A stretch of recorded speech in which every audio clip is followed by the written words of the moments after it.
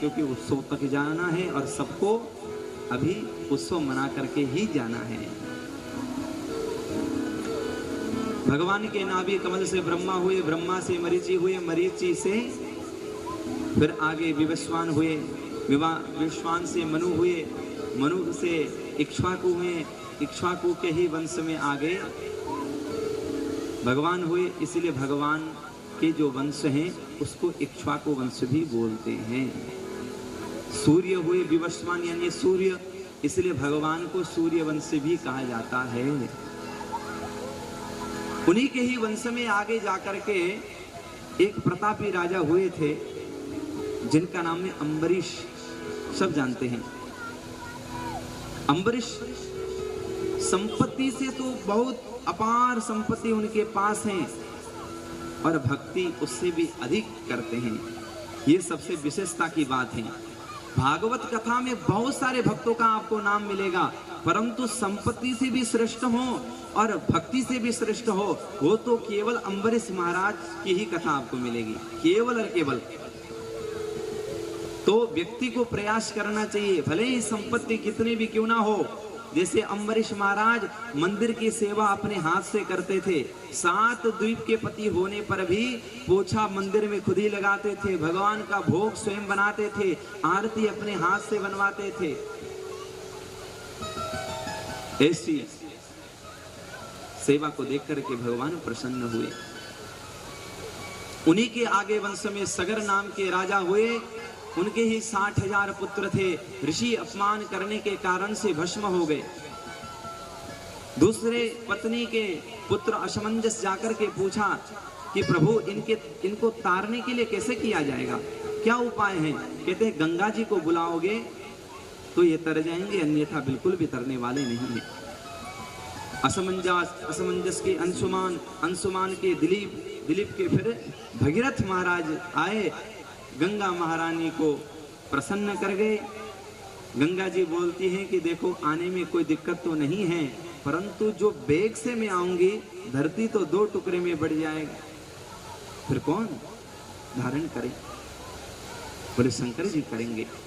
तो भगवती गंगा पहले तो भगवान शंकर के शीश पर आ गई, एक जटे को उखाड़ देते हैं और उसी मार्ग से होते हुए पहले गंगोत्री में आ गई और गंगोत्री में होते होते नीचे की ओर बहते हुए आगे आगे भगीरथ महाराज जी हैं और पीछे पीछे गंगा मैया है।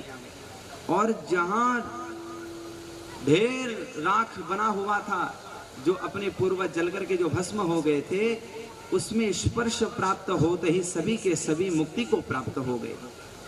बोल गंगा मैया की जय। इसलिए भी तो आज भी तो ये विधान है, कोई अस्थियां लेकर के जाते हैं तो गंगा जी में ही प्रवाहित करते हैं ना, राख को क्यों करते हैं?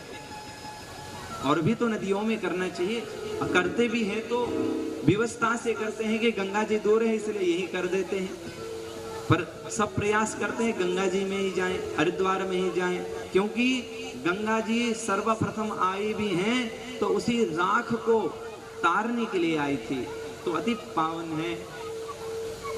तो इसी वंश में गंगा जी भी, इसी वंश के ही प्रताप से माता गंगा भी आई थी। पर आगे जाकर के एक बड़े प्रतापी राजा हुए जिनका नाम है खट्वांग।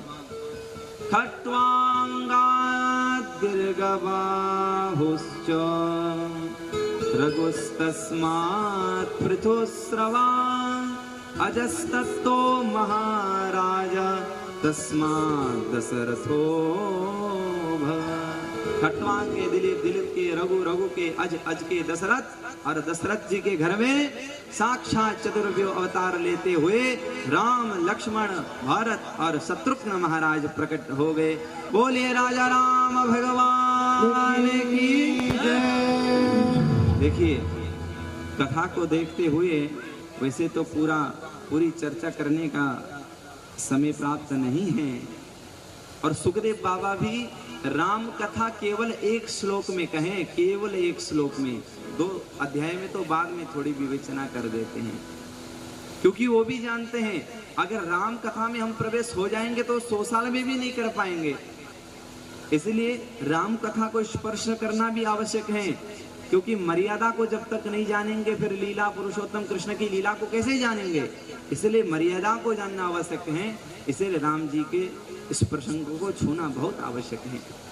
आइए थोड़ी देर भगवान राम जी को स्मरण करते हैं, फिर जन्म की ओर चलते हैं, फिर तो बधाई लेकर के ही हम जाएंगे। बोले राजा राम भगवान की।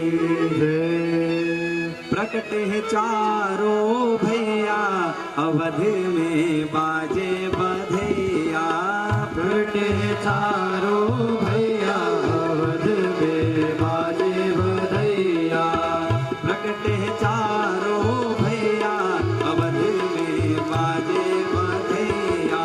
जय हो। प्रकट है चारों बधाई हो, बधाई हो। अवध में बाजे बधैया, प्रकट है चारों भैया अवध में बाजे बधैया, प्रकट है चारों